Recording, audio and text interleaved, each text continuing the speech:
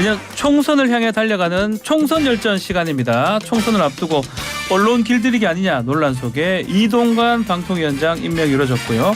민주당에서는 이재명 대표 사법리스크 재부상속 10월 사퇴설 제기됐습니다. 장해찬 국민의힘 최고위원, 전용기 더불어민주당 의원 두 분과 함께하겠습니다. 안녕하십니까? 안녕하세요. 자, 총선 열전 이제 몇 번 했는데 일단 총선 준비 지금 다 두 분 하고 계시는 거죠? 장해찬 최고위원 방송 많이 나오시긴 하던데요. 제 머릿속에는 국민의힘의 과반 승리 말고 다른 건 없습니다. 아, 실제로 지금 보면 방송만 나오시고 뭐 예. 지역구 얘기도 없는 것 같고. 많이들 물어보시는데 예. 제 지역구가 뭐 그리 중요하겠습니까? 국민의힘이 과반을 달성해서 윤석열 정부가 일 좀 할 수 있는 게 중요하기 때문에 저는 그 과정에서 당에서 가라면 가고 말라면 말고 언제나 그런 생각입니다. 혹시 험지라도 뭐 당에서 저를 어떻게 쓰기를 원하느냐 뭐그 부분에 따라 따르겠다는 입장이라서요. 국민의힘은 뭐 어차피 네. 윤석열 대통령 마음 아니겠습니까? 그래서 윤석열 대통령이 또 장해찬 최고를 또 엄청 이뻐하시니까 네. 또 이렇게 잘 챙겨주시면은 네. 좋은데 가는 거 그렇지 않아요. 우리 전용기 의원님은 준비를 좀 하고 있습니까? 뭐 저도 그냥 열심히 아. 뛰고 있습니다. 민주당의 과반 승리를 위해서 예. 윤석열 뺏기지 정부를 마세요. 잘 이렇게 견제할 수 있는 사람 동탄의 남자 아닙니까? 많이 들어올 수 있게끔 저는 열심히 동탄의 뛰고 남자. 아니 한 이 정도 되면 지역구 정도 가서 좀 준비를 해야 된다. 저는 그렇게 알고 있거든요. 저는 매주 주말마다 아, 이렇게 뭐 민원 화성 사무소도 지역에? 하고 있고요. 예. 예.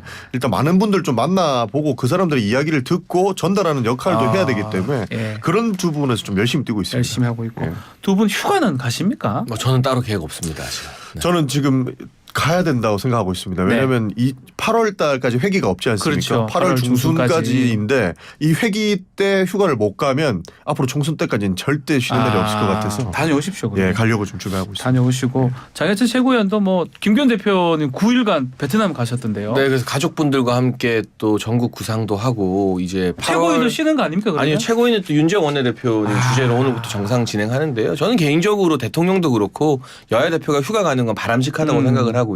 또 위에서 쉬어줘야 네. 밑에서도 눈치 그렇죠. 안 보고 쉬는 문화가 있기 때문에 네, 근데 저도 뭐 8월 말쯤에는 갈 생각인데 어쨌든 경기가 많이 어렵다는 이야기 하잖아요. 그래서 내수 진작이나 이런 차원에서라도 고위공직자들이나 당직자들도 휴가 가는 문화가 정착은 돼야죠. 그러니까 옛날에 왕들도 네. 개인 정비하는 시간이 있었다고 합니다. 맞습니다. 개인 정비하는 시간을 가져야 세상을 좀 객관적으로 바라보는 시각이 생긴다고 생각하거든요. 그런 측면에서 저도 고위공직자들 휴가 기간에 정확하게 지켜서 문제 안 되는 선에서 가는 것들은 조금 필요하다.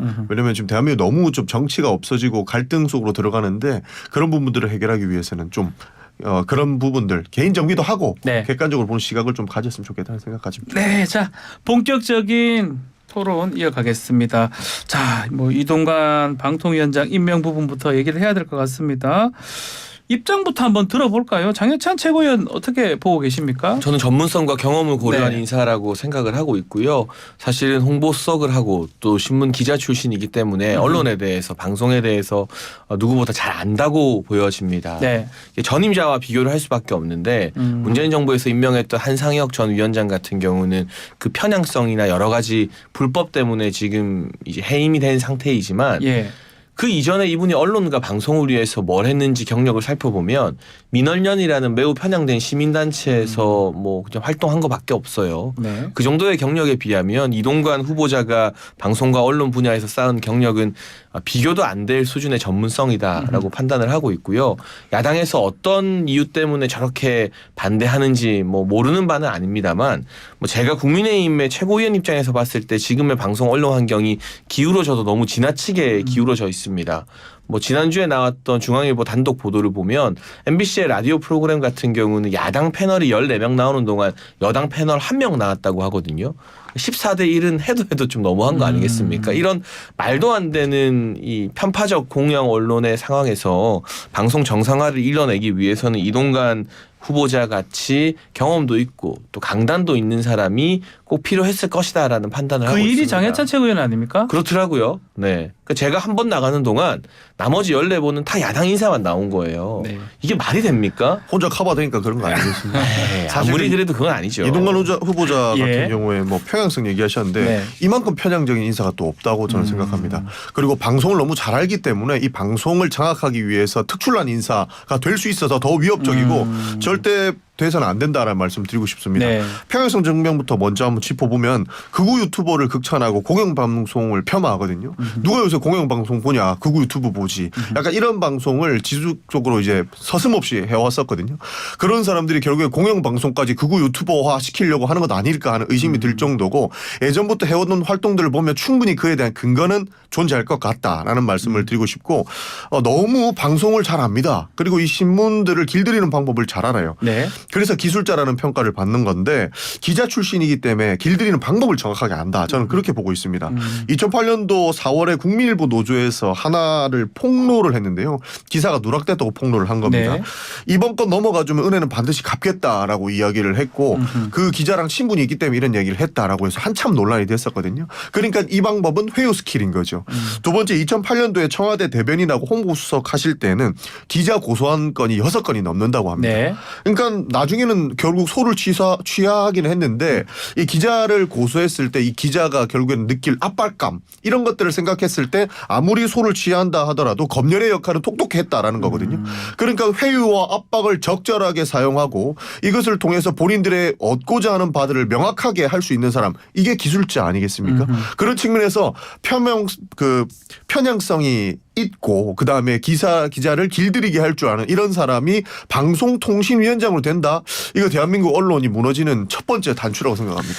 네. 일단은 뭐 공영 언론을 비판하면서 유튜브에 대해서 우호적인 발언을 했던 건 찾아보니까 2019년이에요. 예전이라는 거죠. 문재인 정부가 네. 기승을 부릴 당시에 정말 지금보다 더한 말도 안 되는 불균형한 언론 상태를 보고 개탄하듯 그런 말을 이 보수 진영에서는 누구나 다 했던 시기라서 그 발언 자체가 저는 시기를 고려해서 들어야 된다고 생각하고, 네. 민주당의 정신적 지주인 이해찬 전 대표도 얼마 전 민주당 당원 교육에서 기성 언론 쓰레기 하치장이다. 유튜브나 SNS 많이 보시라라고 했습니다. 같은 논리라면 민주당의 큰 어른이 이해찬 전 대표부터 비판받아야 되는 거 아니냐는 말씀을 좀 드리고 싶고요. 저는 뭐 다른 이 언론 보도에서 확인되지 않은 이동관 후보자에 대한 뭐 의혹까지도 지금 무차별적으로 터뜨리고 있는데, 거기에 대해서는 방통위에서 법적 대응한다고 했는데요. 가짜 뉴스에 대한 법적 대응 자체가 뭐 입막음이나 길들이기 수단은 아닐 겁니다. 당하는 사람 입장에서는 최소한의 자기 구제를 위한 방어 수단일 것이고, 아마 대부분은 이후에 취한 것으로 알려져서 나름대로 원만히 해결하려고 노력을 했던 것 같고요. 제가 거듭 말씀드리는 것은 네. 지금의 이 국민의힘 입장에서 보기에 불균형한 공영 방송도 문제지만, 특정 방송사에 대해서 마음에 안 든다고 재승인에 합격하는 점수가 나왔는데, 한상혁 전 위원장 같은 경우는 그걸 방통위 직원들 앞에서 아이고 미치겠네 이러면서 이걸 점수를 조작하라는 모종의 압박을 가하지 않았습니까? 근데 KBS 이채널 같은 경우는 점수가 미달이 됐는데도 또 아주 쿨하게 미치겠네 안 하시고 그냥 조건부 재승인을 계속 내주셨어요. 이런 식으로 노골적으로 정권이 좋아하는 언론에 대해서는 특혜를 주고, 정권이 껄끄러워하는 언론에 대해서는 점수 조작까지 해가면서 뭔가 승인을 안 해주려고 하는 것이 방송을 불균형하게 사유화하는 것인데, 네. 이동관 후보자나 윤석열 정부가 그럴 거라는 어떤 증거나 뭐 어떤 내용도 나온 것이 없는 상황에서 과거 이 정권의 고위공직자였다는 이유만으로 불균형하다, 편향적이다 말할 거면 그건 그냥 싫다라는 것을 자꾸 이제 핑계대고 변명하는 걸로밖에 보이지 않기 때문에, 청문회에서 뭐 민주당이 참여 안 한다는 보도도 있거든요. 네. 근데 저는 민주당이 어쨌든 국민 세금 받는 공당이라면 후보자가 아무리 마음에 들지 않는다 하더라도 청문회에 참여해서 물어보고 싶은 거 물어보고, 개인 신상뿐만이 아니라 방송통신 정책이나 전문성에 대한 부분도 좀 검증하는 의무를 꼭 지키고 그 이후에 판단을 했으면 좋겠다고 자, 생각합니다. 한편 방통위 설립 목적이 방송의 독립성, 자유를 보장하는 거잖아요. 그래서 방통위원장의 언론관이 매우 중요한데, 이명박 정부의 송보수석을 지낸 사람이란 말입니다. 그래서 이 방송 장악 부분이 가장 지금 민주당 쪽에서는 우려를 하는 것 같아요. 그거에 대한 의견 좀 두 분 다 주십시오. 가장 이슈가 되는 네. 부분들이 이명박 정부를 답습하는 거 아니냐라는 거였습니다. 사실 이명박 정부가 방송 장악하겠다고 그 당시에 언론이 엄청나게 비판을 했었어요. 네. 근데 여기에서 청와대 대변인을 했고 홍보수석을 했던 사람이 이동관 수석이라는 겁니다. 그때 당시에 규정들 해놓고 보면 사실 기가 찹니다. 김대중 노무현 대통령이 집권했던 10년 10년을 두고서 잃어버린 10년으로 규정하고 네. 끊임없이 언론 장악을 시도했었거든요. 그게 뭐 5가지 뭐 단계를 거쳐가지고 언론들을 바꿔야 된다라고 했던 건데 그런 내용 하나하나 보면은 지금 뭐 언론 그 패널의 편향성 이거와는 진짜 답도 없는 차이가 있다라는 말씀을 드리고 싶습니다. 그런 측면에서 방송통신위원장은 그 이후에 누구보다 공정한 사람 그리고 아무리 그래도 양심이 있어서 최소한의 기준 정도는 충족시켜주는 사람이 되어야 된다라고 해서 사실 그 이번에 한상혁 방통위원장이 된 것이었거든요. 한상혁 방통위원장이 진짜 편향적이고 정말 문제가 많은 인원이었으면 이번에 그 종편 방송 그 네. 승인 취소시켰지 그걸 살려뒀겠습니까? 살려난 것만 해도 이미 평행성이 어느 정도는 뭐 없다라고 증명이 된 건데 네. 그걸 시도했다고 지금 뭐 덮어 씌우면서 그걸 수사받게 하고 하면서까지 과거 정부에 대해서 비판을 하는 건 좀 바람직하지 않다라고 보고 있는 겁니다. 사실 뭐 한상혁 방통위원장 이야기하면서 문재인 정부 때 더하지 않았나 이런 말씀 주시는데 네.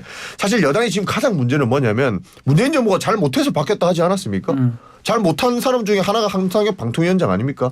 근데 그 문재인 정부 욕하면서 자기들은 더 잘못하려고 한다면 이거 내로남불 안 되겠습니까? 아니 저는 방금 우리 전 의원님 말씀 말씀드리면서 뭐 방송사 승인을 취소 안 시키고 취소를 시키려다 못한 건 큰 문제가 아니다라는 게 살인은 안 하고 살인 미수니까 큰 문제 없다는 말로 들려서 저도 모르게 웃음이 좀 나왔고요. 네. 그리고 이제 얼마 전 대법원에서 지금 김명수 대법원에서도 확정 판결 하나가 나왔는데 문재인 정부에서 고대영 전 KBS 사장을 해임한 게 위법이다라는 판결이 나왔죠. 네. 근데 여기에 대해서 문재인 정부의 방송통신 정책을 담당했던 분들이나 정작 KBS에서도 어떤 말이 안 나와요.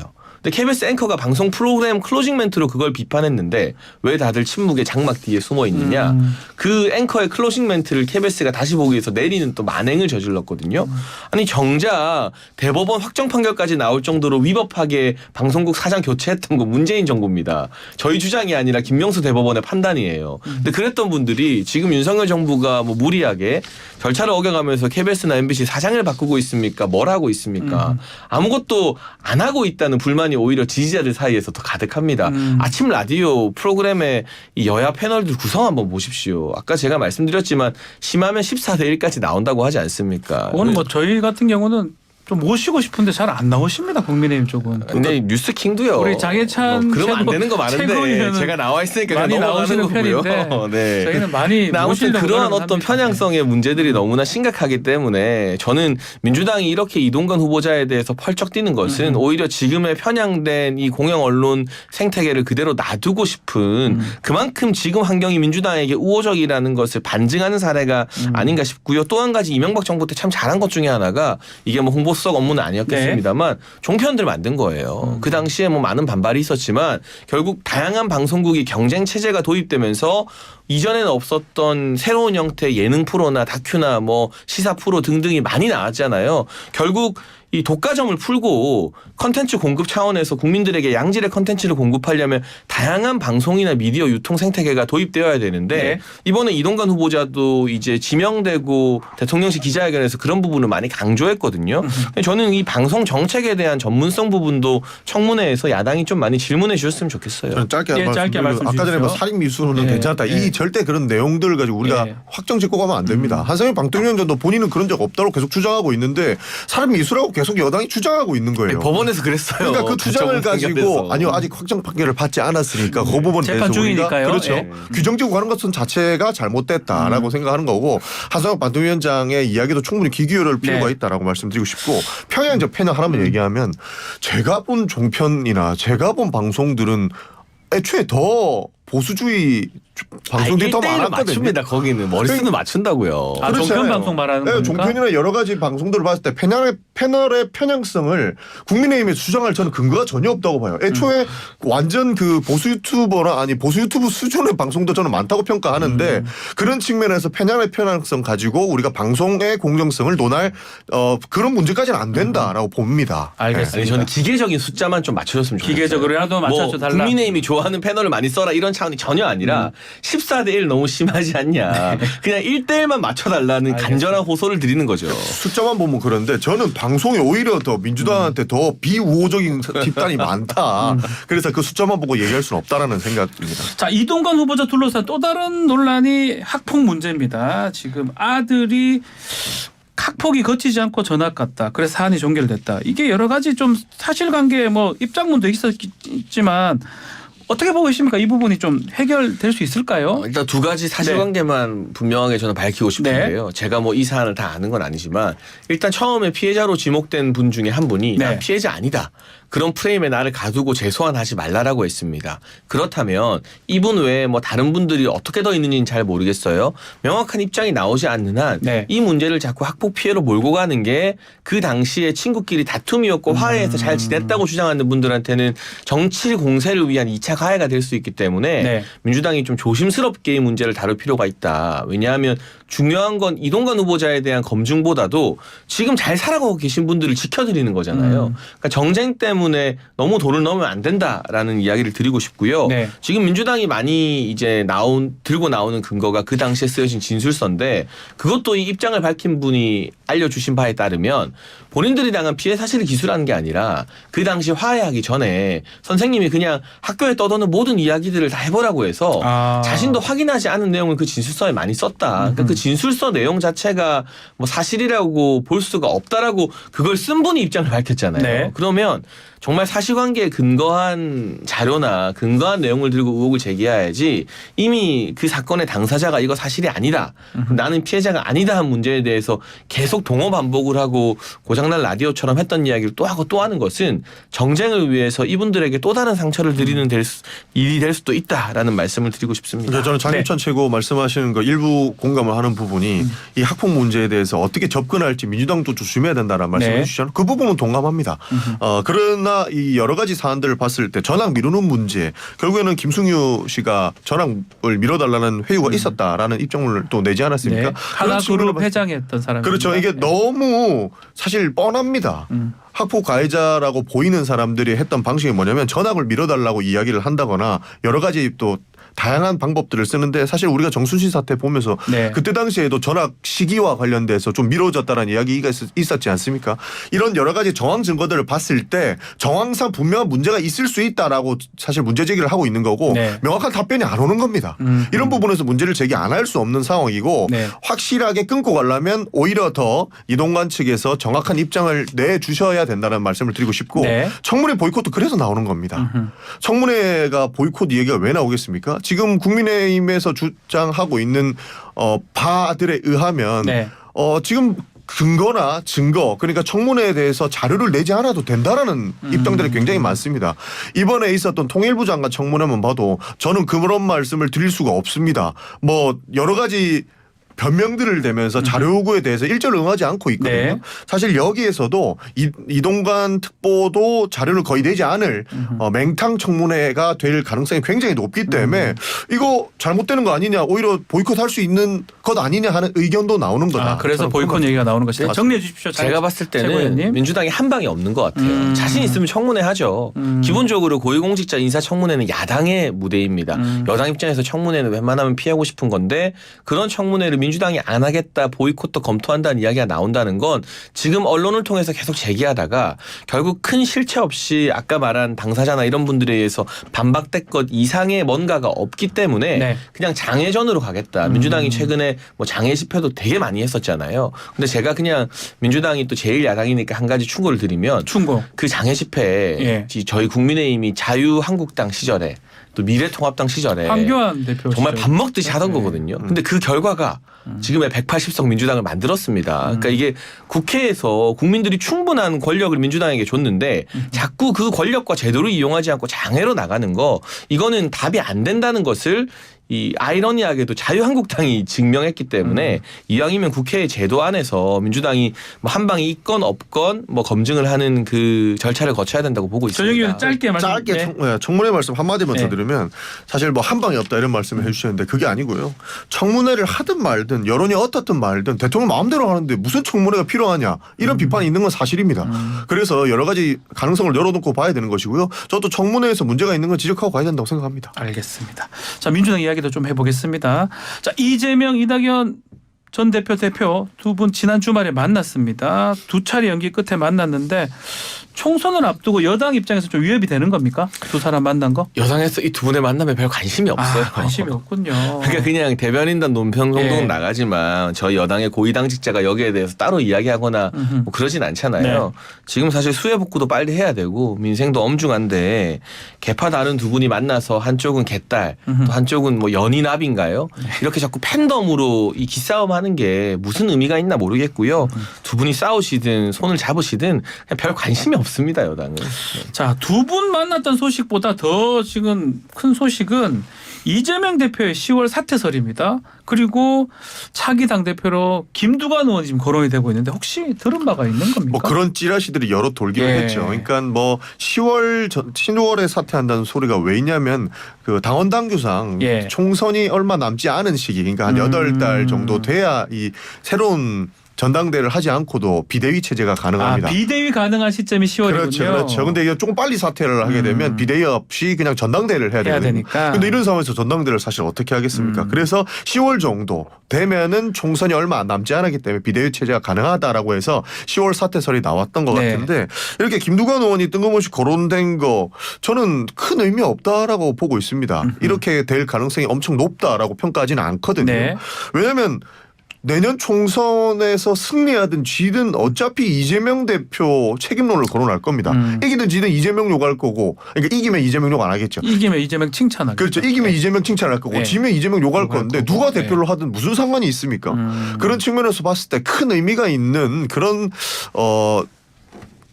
이야기는 아니다. 저는 그렇게 생각합니다. 어떻게 보십니까? 근데 민주당? 개인적으로 이재명 네. 대표는 최근에 쌍방울 대북 송금이나 이화영 전 부지사의 입장 변화 등을 보면 뭐 총선에 대한 책임은 구속 수감된 상태에서 지칠 것 같아요. 그렇게 그래서 뭐 보십니까? 이 김두관 의원이 됐든 누가 되었든 총선 전에 구속되느냐 총선 후에 구속되느냐의 문제니까 민주당 입장에서는 다음 비대위원장 인선에 대한 고민을 서두르긴 좀 서두르셔야 될 것 같습니다. 그러니까 이게 너무 이제 국민의힘이나 여당은 네. 너무 이거 확장적이에요. 이재명 대표는 일단 기본적으로 범죄자라는 규정을 짓고 가는데 이거 되게 위험하다라는 겁니다. 이게 민주주의의 태행 아니겠습니까? 아니 너무 많은 혐의를 갖고 계셔서 확신을 안 할래 안 할 수가 지금 그럼 없습니다. 짧게 대북 송금 사건은 지금 영장까지 이어질까요? 어떻게 보고 계십니까? 뭐 충분히 이어질 것 같습니다. 그러나 이제 검찰이 정치를 하느냐 마느냐의 향방은 8월 15일 회기가 생긴 이후에 할 것이냐, 네. 회기 이전에 할 것이냐가 따라 있는 것 같은데요. 회기 이전에 하면 이제 불체포 특권 활용할 수가 없잖아요. 불체포 특권 이미 내려놓겠다고 이재명 포기하겠다 대표 얘기하지 했으니까. 않았습니까? 예. 그러나 내려놓겠다고 그렇게 확언까지 하셨는데 8월 15일 이후에 영장 청구를 하겠다는 거는 다시 한번 국회에서 이렇게 표결을 할 수 있게끔 하려는 저는 검찰의 정치다 이렇게 보고 있거든요. 네. 왜냐하면 8월 15일 이전에 영장 청구하게 되면 당연히 영장 실질 심사를 받게 되는데 이 8월 15일 이후에 치면 좋든 안 되든 이게 표결이 가결되든 부결되든 어떻게든 언론에서는 이재명 대표의 불체포 특권과 이재명 대표의 그 영장과 관련된 보도를 쏟아낼 거라는 말이죠. 알겠습니다. 그런 측면에서 나중에 8월 15일 이후에 회기가 열린 뒤에 치는 거는 이거는 정치적 행위다 이렇게 보고 있습니다. 아무튼 저는 우리 전용기 의원이 체포 동의안 오면 꼭 가결하실 거라고 믿습니다. 네. 자, 오늘 총선 열전 여기서 마무리를 하겠습니다. 장해찬 최고위원, 전영기 의원 두 분 감사합니다. 감사합니다. 감사합니다.